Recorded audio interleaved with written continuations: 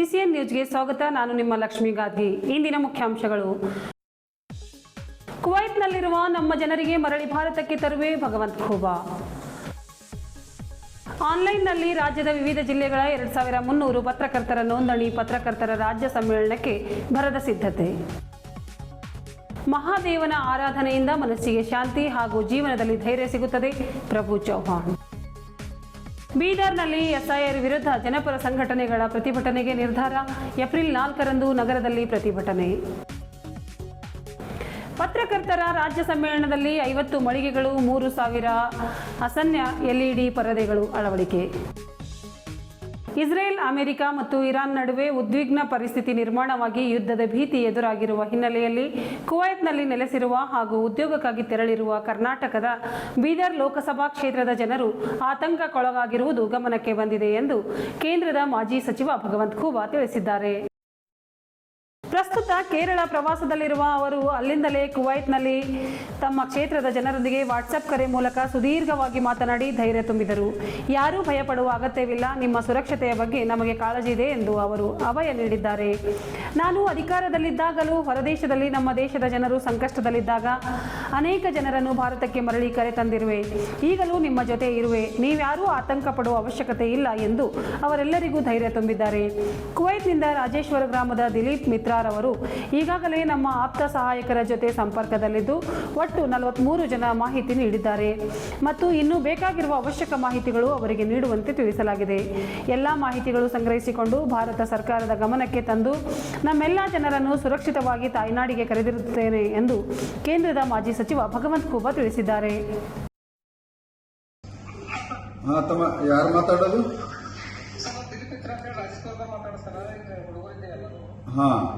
ಎಲ್ಲಿ? ಕುವೈತ್ನಲ್ಲಿ. ಎಷ್ಟು ಜನ ಇದ್ರಿ?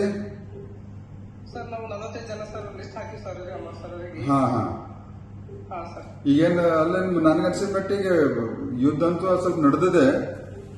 ಬಟ್ ನಿಮ್ಗೆಲ್ಲ ರಕ್ಷಣೆ ಮಾಡ್ಲಿಕ್ಕೆಲ್ಲ ಭಾರತ ಸರ್ಕಾರ ಅಲ್ಲೆಲ್ಲ ಸಾಕಷ್ಟು ಅಲ್ಲಿ ಸರ್ಕಾರ ಸಾಕಷ್ಟು ಪ್ರಯತ್ನ ಮಾಡ್ತಾ ಇದೆ.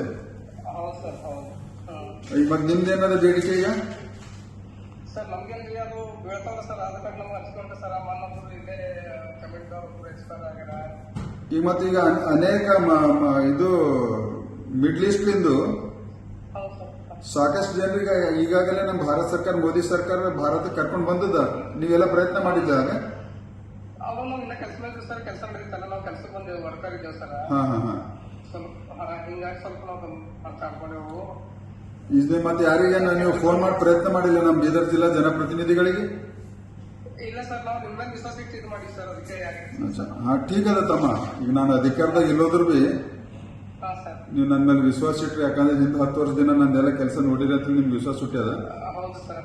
ಮತ್ತೆ ನಿಮ್ದೆಲ್ಲ ಲಿಸ್ಟ್ ನಾನೇನ್ ಮಾಡ್ತೀನಿ, ಈಗ ಭಾರತ ಸರ್ಕಾರಕ್ಕೆ ಸಂಬಂಧಪಟ್ಟಂತ ಅಧಿಕಾರಿಗಳಿಗೆ ಮತ್ತು ಮಂತ್ರಾಲಯಕ್ಕೆ ಕಳಿಸಿ ನಾನು ನಿಮ್ಮನ್ನು ಕರ್ಸ್ಕೊಂಡ್ ಬರೋಂಥದ್ದು ಏನ್ ಪ್ರಯತ್ನ ಮಾಡೋದ ಮಾಡ್ತೀನಿ ತಮ್ಮ. ದಿಲೀಪ್ ದಿಲೀಪ್ ಇಲ್ಲ ಮಾಡ್ತೀನಿ ಖಂಡಿತ ಮಾಡ್ತೀನಿ ದಿಲೀಪ್.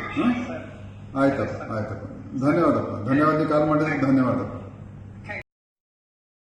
ನಗರದಲ್ಲಿ ಏಪ್ರಿಲ್ 11 ಹಾಗೂ 12ರಂದು ಹಮ್ಮಿಕೊಳ್ಳಲಾದ ಕರ್ನಾಟಕ ಕಾರ್ಯನಿರತ ಪತ್ರಕರ್ತರ ಸಂಘದ 40ನೇ ಪತ್ರಕರ್ತರ ರಾಜ್ಯ ಸಮ್ಮೇಳನಕ್ಕೆ ಭರದ ಸಿದ್ಧತೆ ನಡೆದಿದೆ.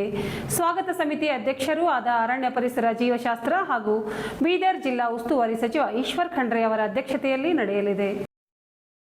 ಸಮ್ಮೇಳನವನ್ನು ಮಾದರಿಯಾಗಿ ಸಂಘಟಿಸಲು ಸ್ವಾಗತ ಸಮಿತಿ ಹಿರಿಯರು ಹಾಗೂ ಮಾಜಿ ಜಿಲ್ಲಾ ಅಧ್ಯಕ್ಷರ ಸಲಹಾ ಸಮಿತಿ, ಪೋಷಕರ ಸಮಿತಿ, ವಸತಿ ಸಮಿತಿ, ಆಹಾರ ಸಮಿತಿ, ಸಾರಿಗೆ ಸಮಿತಿ, ಪ್ರಚಾರ ಸಮಿತಿ, ಮೆರವಣಿಗೆ ಸಮಿತಿ, ಪ್ರತಿನಿಧಿಗಳ ನೋಂದಣಿ ಮತ್ತು ಕಿಟ್ ವಿತರಣೆ ಸಮಿತಿ, ವೇದಿಕೆ ಅಲಂಕಾರ ಹಾಗೂ ನಿರ್ವಹಣಾ ಸಮಿತಿ, ಶಿಸ್ತು ಪಾಲನೆ ಮತ್ತು ಸ್ವಯಂ ಸೇವಕರ ಸಮಿತಿ, ಛಾಯಾಚಿತ್ರ ಪ್ರದರ್ಶನ ಸಮಿತಿ, ವಸ್ತು ಪ್ರದರ್ಶನ, ಮಾರಾಟ ಮಳಿಗೆಗಳ ಸಮಿತಿ, ಸಾಂಸ್ಕೃತಿಕ ಸಮಿತಿ, ಮಹಿಳಾ ಸಮಿತಿ, ಆರೋಗ್ಯ ಸಮಿತಿ, ಅತಿಥಿ ಸತ್ಕಾರ ಸಮಿತಿ, ಸ್ಮರಣ ಸಂಚಿಕೆ ಮುದ್ರಣ ಸಮಿತಿ, ಪ್ರವಾಸ ಸಮಿತಿ ಸೇರಿ 18 ವಿವಿಧ ಉಪಸಮಿತಿಗಳನ್ನು ರಚಿಸಲಾಗಿದೆ. ಕರ್ನಾಟಕ ಕಾರ್ಯನಿರತ ಪತ್ರಕರ್ತರ ಸಂಘದ ರಾಜ್ಯ ಅಧ್ಯಕ್ಷ ಶಿವಾನಂದ ತಗಡೂರ್, ಮಾಜಿ ರಾಜ್ಯ ಉಪಾಧ್ಯಕ್ಷ ಭವಾನಿ ಸಿಂಗ್ ಠಾಕೂರ್, ಜಿಲ್ಲಾ ಅಧ್ಯಕ್ಷ ಆನಂದ ದೇವಪ್ಪ, ಪ್ರಮುಖರಾದ ಅಪ್ಪರಾವ್ ಸೌದಿ ಹಾಗೂ ಶಿವಾನಂದ ಸ್ವಾಮಿ ಅವರ ನೇತೃತ್ವದಲ್ಲಿ 2 ದಿನ ಸಮಿತಿಗಳ ಸಭೆ ನಡೆದಿದ್ದು, ಸಮಿತಿಗಳ ಪದಾಧಿಕಾರಿಗಳು ಸಿದ್ಧತಾ ಕಾರ್ಯಗಳಲ್ಲಿ ನಿರತರಾಗಿದ್ದಾರೆ. ಮುಖ್ಯಮಂತ್ರಿ, ಉಪಮುಖ್ಯಮಂತ್ರಿ, ರಾಜ್ಯದ ಸಚಿವರು, ವಿರೋಧ ಪಕ್ಷದ ನಾಯಕರು ನಾಯಕರು ಹಾಗೂ ಗಣ್ಯರು ಸಮ್ಮೇಳನದಲ್ಲಿ ಪಾಲ್ಗೊಳ್ಳಲಿದ್ದಾರೆ. ವೇದಿಕೆ ಸಮಾರಂಭ ಅರ್ಥಪೂರ್ಣವಾಗಿಸುವ ದಿಶೆಯಲ್ಲಿ ತಯಾರಿಗಳು ನಡೆದಿವೆ.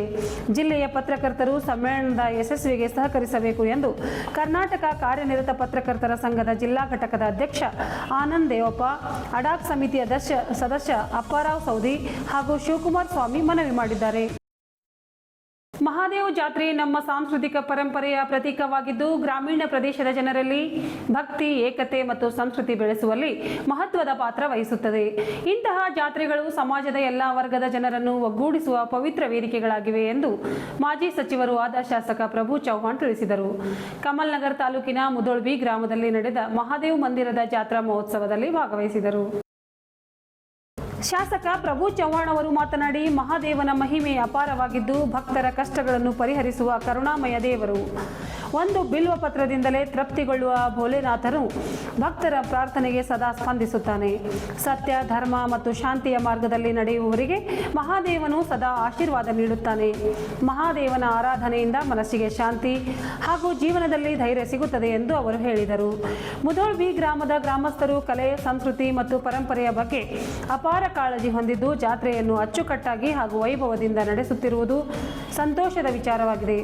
ನಾನು ಕೂಡ 17 ವರ್ಷಗಳಿಂದ ನಿರಂತರವಾಗಿ ತಪ್ಪದೆ ಭಾಗವಹಿಸುತ್ತಿದ್ದೇನೆ. ಗ್ರಾಮಸ್ಥರು ನಮ್ಮ ಸನಾತನ ಸಂಪ್ರದಾಯವನ್ನು ಮುಂದುವರೆಸಿಕೊಂಡು ಹೋಗುತ್ತಿರುವುದು ನಿಜಕ್ಕೂ ಮಾದರಿಯಾಗಿದೆ ಎಂದು ಶ್ಲಾಘಿಸಿದರು.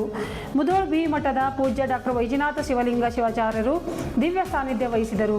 ಹೆಡಗಾಪುರ ಮಠದ ಪೂಜ್ಯ ದಾರುಕ್ಲಿಂಗ್ ಶಿವಾಚಾರ್ಯರು, ಮುಖಂಡರಾದ ಮೀನಾಕ್ಷಿ ಸಂಗ್ರಾಮ್, ಅಮೃತರಾವ್ ವಟಗೆ, ಗಜಾನಂದ ವಟಗೆ, ಧನರಾಜ್ ಗುಡ್ಡ, ಉದಯ್ ಸೋಲಾಪುರೆ, ಪಿಡಿಒ ದತ್ತಾತ್ರಿ ಪೂಜಾರಿ ಹಾಗೂ ಸ್ಥಳೀಯ ಮುಖಂಡರು, ಗ್ರಾಮಸ್ಥರು ಹಾಗೂ ಭಕ್ತರು ಉಪಸ್ಥಿತರಿದ್ದರು. ಬೀದರ್ ನಗರದ ಕರ್ನಾಟಕ ಸಾಹಿತ್ಯ ಸಂಘದ ಸಭಾಮಂಟಪದಲ್ಲಿ ಪ್ರಗತಿಪರ ಜಾತ್ಯತೀತ ಪಕ್ಷಗಳು ಹಾಗೂ ಸಮಾಜಮುಖಿ ಸಮುದಾಯಗಳ ಸಂಘಟನೆಗಳ ಮಹತ್ವದ ಸಭೆ ನಡೆಯಿತು. ಸಭೆಯಲ್ಲಿ ಮತದಾರರ ಪಟ್ಟಿಯ ವಿಶೇಷ ತೀವ್ರ ಪರಿಷ್ಕರಣೆ ಕ್ರಮವನ್ನು ತೀವ್ರವಾಗಿ ವಿರೋಧಿಸಿ ಕೇಂದ್ರ ಚುನಾವಣಾ ಆಯೋಗದ ಕ್ರಮಗಳ ವಿರುದ್ಧ ಆಕ್ರೋಶ ವ್ಯಕ್ತಪಡಿಸಲಾಯಿತು. ಸಭೆಯಲ್ಲಿ ಮಾತನಾಡಿದ ಮುಖಂಡರು, ಎಸ್ಐಆರ್ ಪ್ರಕ್ರಿಯೆಯ ಮೂಲಕ ಸಾಮಾನ್ಯ ಜನರ ಮತದಾನದ ಹಕ್ಕನ್ನು ಕಿತ್ತು ಹಾಕುವ ಪ್ರಯತ್ನ ನಡೆಯುತ್ತಿದೆ ಎಂದು ಆರೋಪಿಸಿದರು.